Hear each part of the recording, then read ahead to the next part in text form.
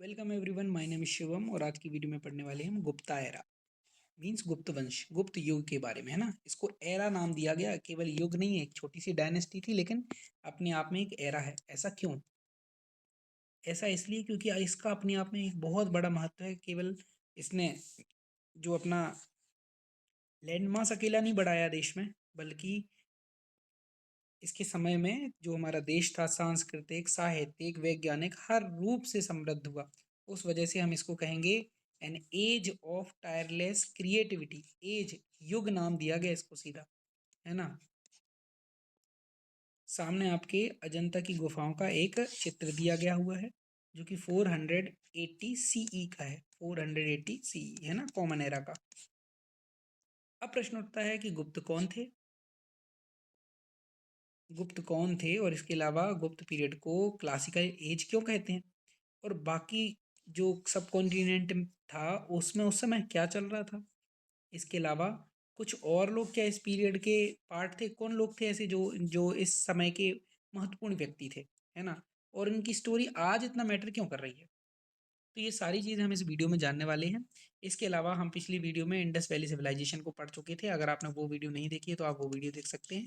इसके अलावा आप हमारे टेलीग्राम चैनल को भी सब्सक्राइब कर सकते हैं। वहाँ आपको जो है प्रॉपर नोट्स मिलते रहेंगे और प्रॉपर आपको चीज़ें प्रोवाइड होती रहती हैं, इन्फॉर्मेशन भी मिलती रहती है, तो आप वहाँ से जुड़ जाइए। इसके अलावा अगर आपने ईवीएस की बाकी वीडियोस नहीं देखी हैं तो आप प्लेलिस्ट के थ्रू ईवीएस की उन वीडियोस को भी देख सकते हैं। बाकी ज़्यादा टाइम वेस्ट ना करते हैं, हम इसको शुरू करते हैं। बहुत कम टाइम में हम इसको कंप्लीट करेंगे। इसमें भी मैंने आपके लिए डिस्क्रिप्टिव एमसीक्यूज नहीं रखे हैं क्योंकि बुक में ही कुछ चीज़ें हो जाएंगी, इतनी ज़्यादा इंपॉर्टेंट भी नहीं है। इसको आप कर लोगे, साथ में मेरे साथ डिस्कस कर लोगे तो इतने से आपका काम हो जाएगा। दूसरी चीज़ ये है, अगर आपको ये वीडियो नहीं भी देखनी है तो रिसोर्स पीडीएफ में इसकी लिंक है, तो आप उस लिंक से इस पीडीएफ को पढ़ भी सकते हैं जैसे भी आपका टाइम बचे। तो हाथ में ज़रा पेन पेपर लीजिए और इंपॉर्टेंट फैक्ट्स के नोट्स बनाते जाइए, केवल फैक्ट्स के, है ना। बाकी सारी चीज़ें आपको याद रह जाएंगी, कोई दिक्कत वाली बात नहीं। अब ध्यान से देखिए ज़रा इस पिक्चर को। ये पिक्चर चल रही है 300 से 600 ईस्वी के बीच की, है ना। 300 से 600 ईस्वी के बीच की ये बीच वाला इलाका है। यहाँ गुप्ता अम्पायर है और यहाँ वाकाटक किंगडम है, यहाँ पल्लव किंगडम है, यहाँ कामरूप, आज के असम वाले हिस्से में कामरूप किंगडम है ना। और यहाँ गुप्त एम्पायर है, इनकी राजधानी है पटना। यहाँ वाकाटक है, वाकाटक भी जो एमपी वाला इलाका है, सेंट्रल पार्ट है ना। वहाँ ये लोग क्या कर रहे हैं, रूल कर रहे हैं, और इनकी जो राजधानी थी वो थी नंदीवर्धन, जिसको आज का हम कह सकते हैं नागपुर के आसपास का इलाका। इसके अलावा नीचे वाले इलाके में ऑलमोस्ट जो सातवाहन डायनेस्टी थी जब वो गई तो उसके बाद में कौन आई? पल्लव किंगडम आया।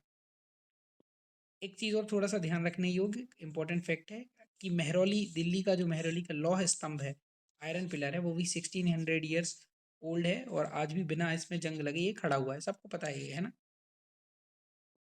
और ये कब शुरू हुआ था? ये चंद्रगुप्त द्वितीय या विक्रमादित्य के टाइम पे ये इसको लगाया गया था। और और ये 6 टन का है ना। 6 टन मतलब 6000 kg का। तो ये थोड़ा सा एक इम्पोर्टेंट फैक्ट है जानने योग्य। प्रश्न उठता है कि अगर हम क्या करें कि लोहे की एक कील को या लोहे की आज की बाइसिकल को वार्निश पेंट सब कुछ लगा के 2 महीने के लिए भी हम खुले में रख देंगे तो उसमें जंग लग जाएगी। लेकिन इसमें ऐसा क्या है कि 6000 साल से भी इसमें जंग नहीं लगी, और ये तो बहुत पुराना है। 6000 साल से नहीं, 1600 साल से, है ना। 1600 साल से इसमें जंग नहीं लग पाई, इतना पुराना होने के बावजूद। मतलब ऐसी क्या टेक्नोलॉजी थी। तो ये सारी चीज़ें थोड़ी सी हम जानने वाले हैं कि उस समय पे ऐसा क्या खास था। अब थोड़ा सा सीन की ओर बढ़ते हैं, थोड़ा सा पीछे जाते हैं। हम चलते हैं 325 बिफोर क्रिस्ट क्राइस्ट में, है ना। इस टाइम पे कौन आया था? सिकंदर। सिकंदर से कौन लड़े? चंद्रगुप्त मौर्य। चंद्रगुप्त मौर्य लड़े, फिर बनी कौन उसके बाद? बिंदुसार बनी, फिर अशोक बनी। अशोक कब बनी? 261 बीसी में। फिर ये पता है कि अशोक ने भी बौद्ध धर्म वो किया। फिर अशोक का जो लास्ट था बृहद्रथ, उसकी हत्या किसने थी की? पुष्यमित्र शुंग। शुंग डायनेस्टी है। शुंग के बाद फिर बहुत सारी कण्व डायनेस्टी आई है, ठीक है। और ये सब शुरू हुए। उसके बाद विदेशी आक्रमण शुरू हो गए, जिसमें कौन थे? कुषाण थे, यूची थे, शक थे, ये पहलव थे। इसमें सबसे लास्ट में आए कौन? कुषाण। और ये सबसे पावरफुल थे, और शक भी थे। शक भी बहुत पावरफुल थे। तो ये सब लोग बहुत, इन लोगों ने हम बहुत सारे इलाके में क्या किया? राज किया। उस टाइम पे सबसे इम्पोर्टेंट जो सेंट्रल और नॉर्थ वाले पार्ट में जो सबसे इम्पोर्टेंट डायनेस्टी थी वो थी कुषाण एम्पायर, है ना। कुषाण एम्पायर, कनिष्क जिसका आपने राजा सुना होगा, है ना, प्रतापी राजा था। इसके टाइम पे चौथी बौद्ध संगीति भी हुई थी।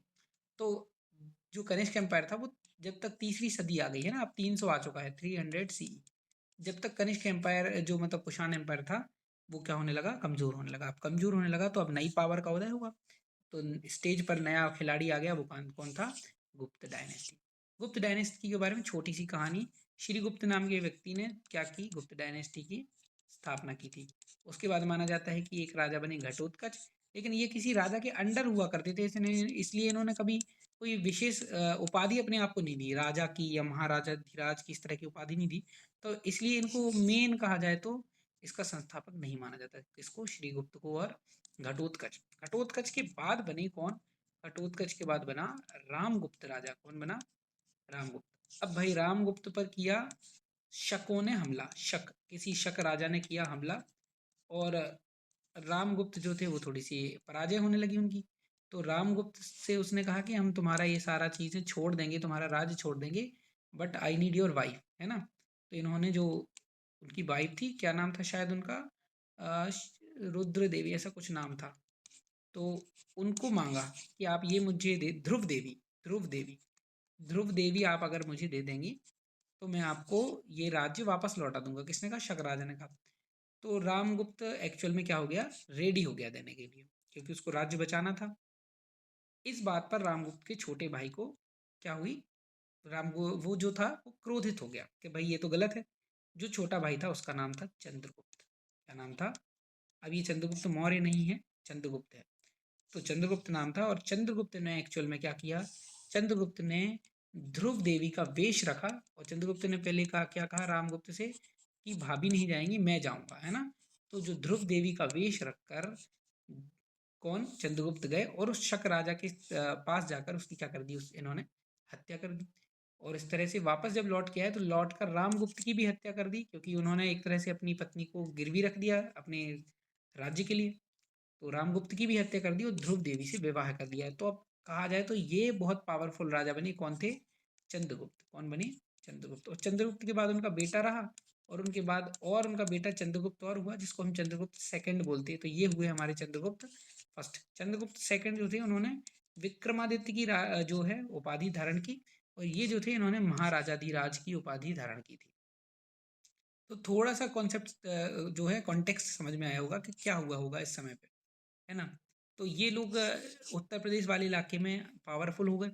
इसके अलावा इनके टाइम पे इसको इंडियन इंडियन हिस्ट्री में बड़ा रिमार्केबल माना जाता है, क्योंकि बहुत सारी एरियाज में बहुत महत्वपूर्ण महत्वपूर्ण डेवलपमेंट हुए। चाहे आर्ट की फील्ड हो, चाहे आर्किटेक्चर की, लिटरेचर की, साइंस की, सब फ्लरिश हुआ, है ना, सब फला फूला। Particularly particularly during the time of Chandragupta second, Chandragupta द्वितीय के टाइम पर बहुत ज़्यादा ये सारी चीज़ें जो हुई फ्लरिश की। And that legacy continues even today, और आज भी वो लेगेसी क्या हो रही है, कंटिन्यू हो रही है। चंद्रगुप्त द्वितीय के बारे में ध्यान रखिए, उन्हीं ने ये आयरन पिलर जो है वो लगाया था। और क्योंकि उस आयरन पिलर में कुछ लिखा हुआ है जिसका मतलब है चंद्र, और चंद्र मतलब वही चंद्रगुप्त सेकंड है ना। इन्होंने विक्रमादित्य की उपाधि धारण की, विष्णु के बड़े अनुयायी थे, डिवोटी थे। और जनरली इनके सिक्के विक्के इंस्क्रिप्शन है उन पर, उनका वाहन जो है वो चिन्हित होता है। और चंद्रगुप्त वन की तो मैंने कहानी बताई है, रामगुप्त के भाई थे, वो कम थोड़ी थे अपने, है ना। तो चंद्रगुप्त सेकंड जो है वो चंद्रगुप्त फर्स्ट का पोता है एक तरह से, है ना। इसने भी क्या किया, इन्होंने भी एक्सपेंशन किया शुरुआत में, ना, बहुत इंपॉर्टेंट रोल प्ले किया गुप्त एम्पायर के एक्सपेंशन में। और ये अपने सिक्कों के लिए जाने जाते हैं और स्ट्रेटेजिक अलायंसेस के लिए जाने जाते हैं। मतलब रणनीतिक इन्होंने जो जो अलाई बनाए अपने अपने उनके लिए, ताकि अपनी पावर को कंसोलिडेट कर पाएँ और एक स्ट्रॉन्ग एम्पायर की नींव को रख पाएँ। देखिए चंद्रगुप्त वन के टाइम पर आपको एक गोल्ड कॉइन दिख रहा है, जिसमें क्या फीचर हो रहा है, चंद्रगुप्त वन अपनी क्वीन के साथ, और जिनका नाम था कुमार देवी, इसमें कुमार देवी लिखा आ रहा है, तो कुमार देवी होंगी वो। वैसे ध्रुव देवी नाम भी है उसका उनका, ये ध्रुव देवी नाम तो ज़्यादा सुना हुआ है ना। और इसके अलावा रिवर साइड में है seated goddess identified as Lakshmi, जिनको लक्ष्मी माना जा रहा है कि शायद ये लक्ष्मी होंगी। इसके अलावा प्रयागराज में, मतलब इलाहाबाद प्रयागराज में क्या मिला है, प्रयाग प्रशस्ति लेख। प्रयाग प्रशस्ति लेख में किसी की अचीवमेंट्स के बारे में लिखा गया, और जिसने लिखा है वो थे हरिशेण। कौन थे, हरिशेण दरबारी कवि थे, किसके थे, समुद्रगुप्त के, जो कि चंद्रगुप्त वन के बेटे थे। समुद्रगुप्त को भारत का नेपोलियन भी बोला जाता है, क्योंकि इन्होंने भी बहुत सारी विजय की है, अपनी लाइफ में कभी हारे नहीं। वो तो फिर भी हारा है, जो नेपोलियन है ना, ये तो कभी भी नहीं हारे। और इनको उस जो प्रयाग प्रशस्ति लेख है, उसमें जो हमारे समुद्रगुप्त हैं, इनको धरणी ये माना गया है कि इनका उद्देश्य जो था वो धरणी बंध था। धरणी मतलब धरती, बंध मतलब बांधना, धरती को बांधना मतलब इकट्ठा करना, यूनिफाइंग द अर्थ, मतलब एक छत्र, एक राज्य के नीचे लाना। इसलिए उन्होंने बहुत सारे युद्ध लड़े, ताकि बहुत सारे राजा इनसे हार जाएं और एक छत्र के नीचे धरती आ जाए, एक है ना, सारी एक धरती इकट्ठी हो जाए। तो हरिशेन ने ये भी बताया कि कैसे वो आर्ट को और ट्रेड को, इन सब चीज़ों को बहुत सपोर्ट करते थे। कौन? समुद्रगुप्त।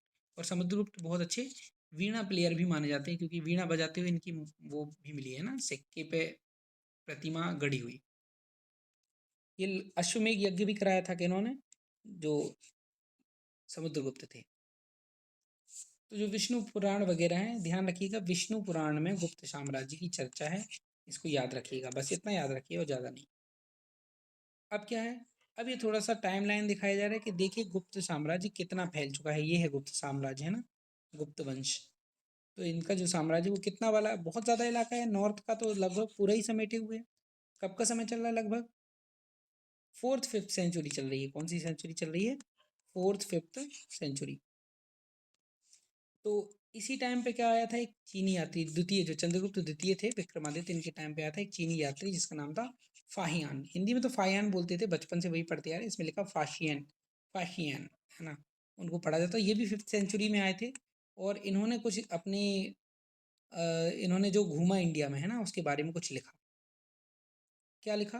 ट्रेवलॉग लिखा, यात्रा वृत्तांत लिखा। थोड़ा सा उस यात्रा वृत्तांत को पढ़ते हैं।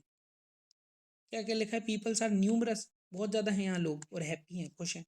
They have no need to register households and to attend attend official को अटेंड करने की जरूरत नहीं पड़ती इनको। अपने घर को रजिस्टर करने की जरूरत नहीं पड़ती। और cities are greatest in the middle kingdom, मतलब गैंगेटिक प्लेन्स में तो जो सिटीज़ हैं वो तो ग्रेटेस्ट हैं, बहुत बड़ी बड़ी हैं, महान हैं।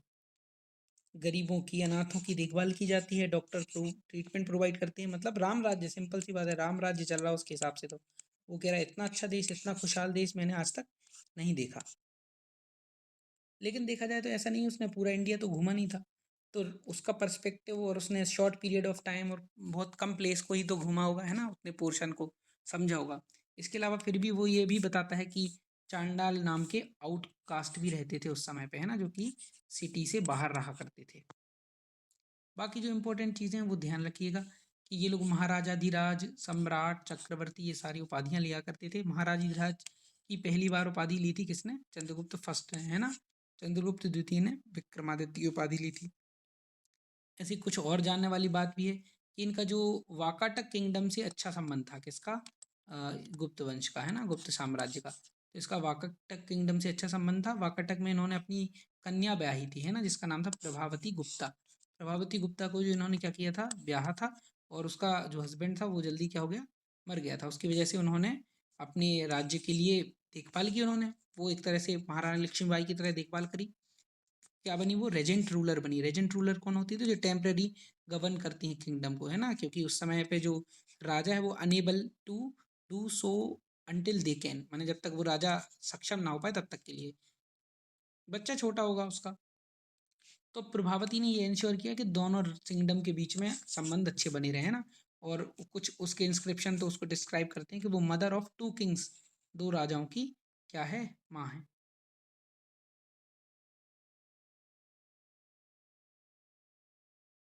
और उसने 7 टेम्पल भी बनाए गॉड को डेडिकेट करते हुए, उनके अवतार को डेडिकेट करते हुए। उनमें से कुछ टेम्पल्स जो हैं वो रामगिरी, रामटेक हिल में, महाराष्ट्र में है। यहाँ कुछ ध्यान देने वाली बात क्या है कि जो गुप्त वंश था वो well organise system of administration था। Instead of controlling everything from a central authority, मतलब ये लोग सेंट्रल अथॉरिटी से सब चीज़ कंट्रोल करने की बजाय इन्होंने एम्पायर को प्रोविंसेस में बांट रखा था। और जो है वो लोकल रूलर्स को, प्रीस्ट को, शेफ्टेन्स को, मतलब मुखियाओं को, इन सबको क्या दे रखी थी? ज़मीन दे रखी थी, है ना। मतलब ऐसा नहीं था कि ऊपर से हाई कमान से ही सब चीज़ें ऑर्डर हो रही हैं। इन्होंने सबको स्वायत्तता दे रखी है, गांव-गांव तक, मुखियाओं तक, है ना। और इनका रिकॉर्ड भी रखते थे, जैसे आज पटवारी रखता है ज़मीन का रिकॉर्ड, वैसे ये कॉपर प्लेट पर उन चीज़ों का रिकॉर्ड रखते थे, ज़मीनों का रिकॉर्ड रखते थे, है ना, एक्यूरेट रिकॉर्ड रखते थे। और इनको रिसेंट टाइम्स में आर्कियोलॉजिस्ट ने अभी अभी डिस्कवर किया है। प्रॉपर टैक्स कलेक्शन करते थे, जिसकी वजह से एफिशिएंटली गुप्त रूलर जो है वो गवर्न कर पाते थे, मतलब राज कर पाते थे।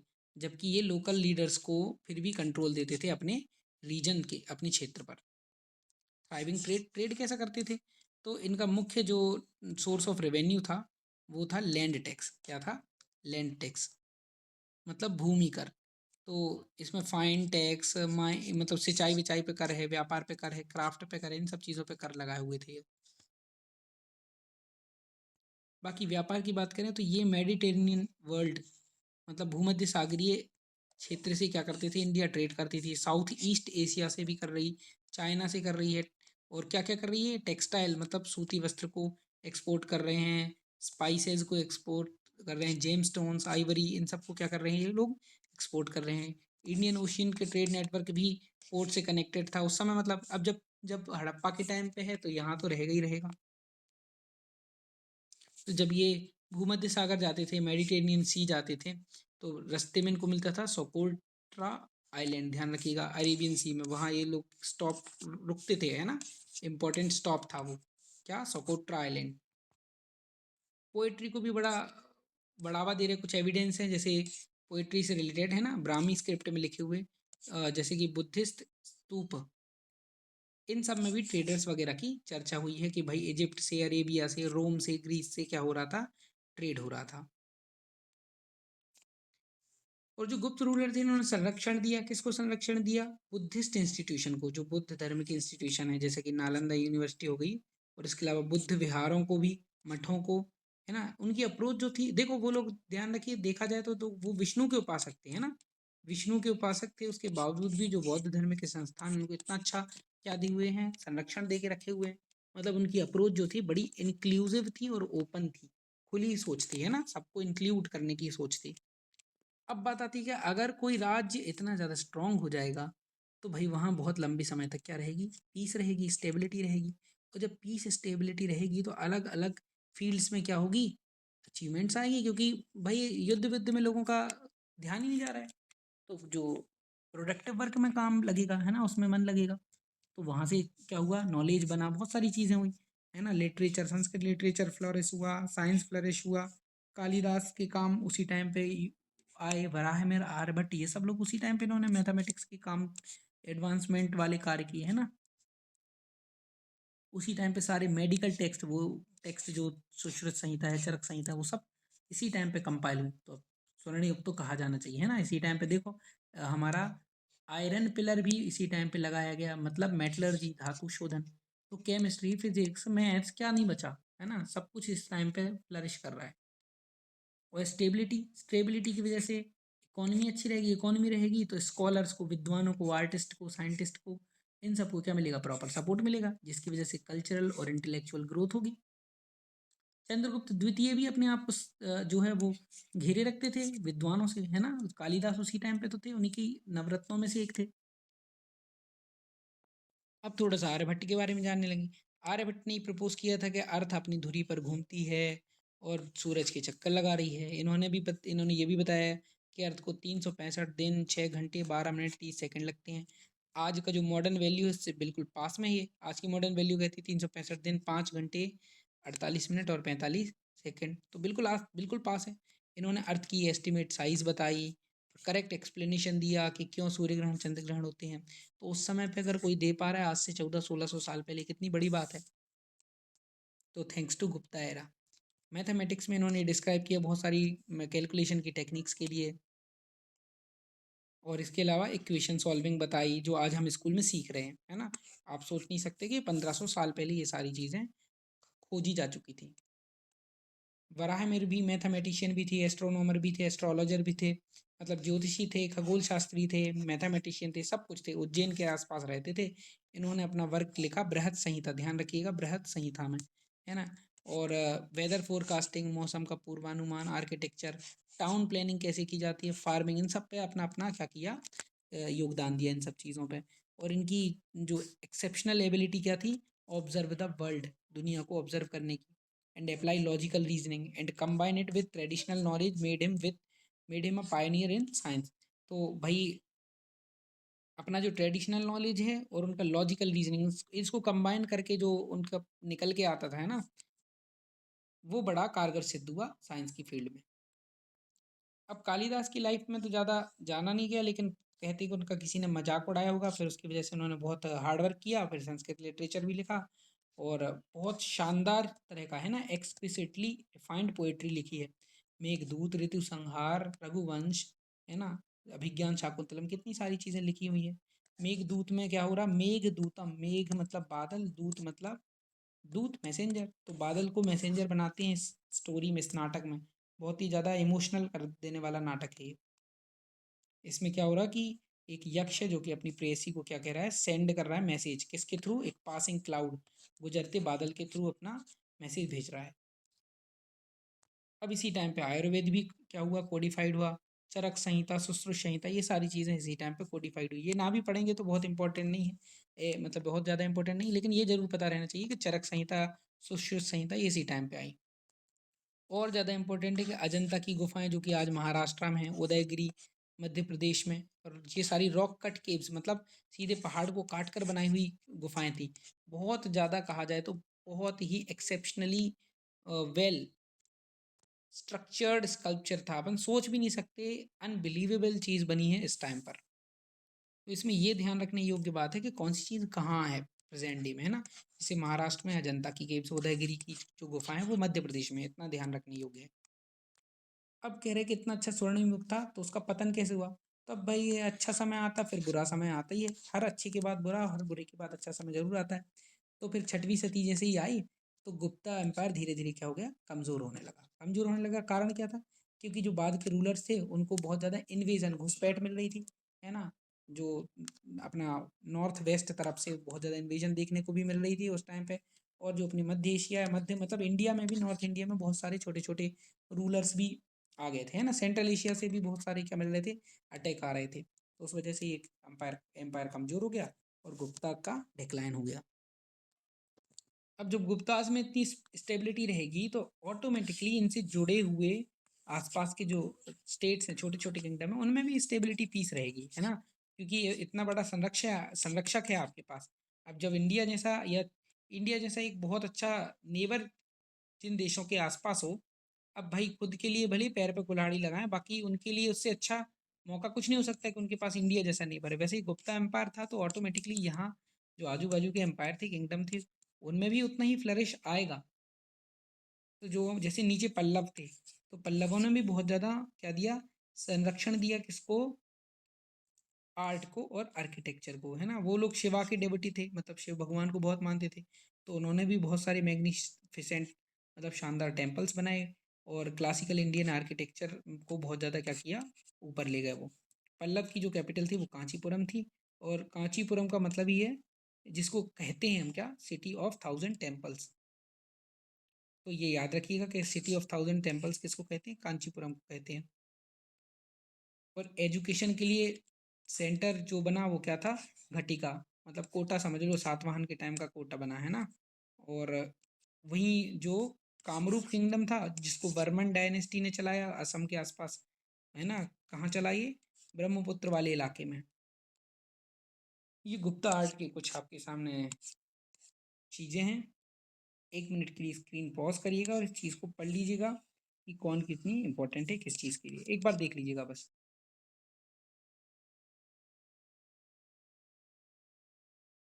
थोड़ी सी टाइमलाइन बताई गई है कि 300 जो है कॉमन एरा में, उसके बाद पहले कौन आए, चंद्रगुप्त मौर्य। उसी टाइम पे देखो वाकाटक भी 300 से 500 चल रहे हैं, 350 से 600 के आसपास कामरूप वो चल रहा, गुप्ता भी चल रहा 300 से 600।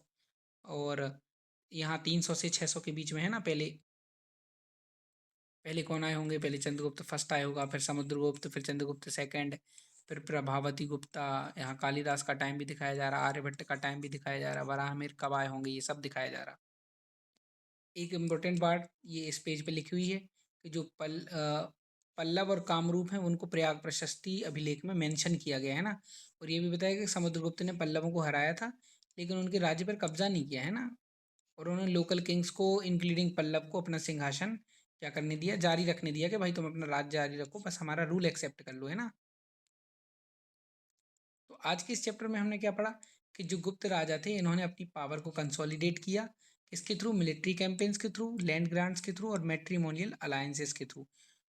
इसके अलावा इस पीरियड के टाइम पे रिमार्केबल कंट्रीब्यूशन हुए in the field of art, literature, science and mathematics. इसको आप लिख सकते हैं इन तीनों चीज़ों को। तो ये आपके अगर डिस्क्रिप्टिव इससे रिलेटेड कुछ आया तो लिखने के काम में आएंगे। बस इन्हीं 3 पॉइंट को। Other than Gupta's dynasty, Vakataka, Pallava, Varman, ये सब भी रिस्पेक्टिव रीजन में क्या कर रहे थे? रूल कर रहे थे उस टाइम पे। उनमें भी उन टाइम पे भी उनके रीजन में भी क्या था? Full of cultural and intellectual vibrancy थी। कुछ डिस्क्रिप्टिव क्वेश्चन की प्रैक्टिस के लिए तो आप ये खुद करिएगा। और बहुत ज़्यादा इंपॉर्टेंट कुछ कुछ नहीं है, कुछ कुछ इंपॉर्टेंट नहीं है वो, क्योंकि वो बच्चों के हिसाब से लिखे गए। जो आपको सही लग रहा है उसकी प्रैक्टिस करके आंसर राइटिंग कर सकते हैं। वैसे टाइम कम है, आप चाहें तो हर टॉपिक से एक आंसर राइटिंग तो कर ही सकते हैं। तो आज की वीडियो में बस इतना ही। ये पीडीएफ मैं आपको चैनल पर डाल दूंगा। इस पीडीएफ में कुछ नहीं है, बुक का ही पीडीएफ है, बट थोड़ी सी अंडरलाइन की गई चीज़ें क्योंकि वो मैंने पढ़ी थी। अब जो नहीं वो सारी चीज़ें जो पेपर में आनी योग्य हों, सबकी सब अंडरलाइन हुई हूँ। जो मुझे इंपॉर्टेंट लगी वो मैंने अंडरलाइन कर दी। ठीक है, तो आज की वीडियो में इतना ही। धन्यवाद।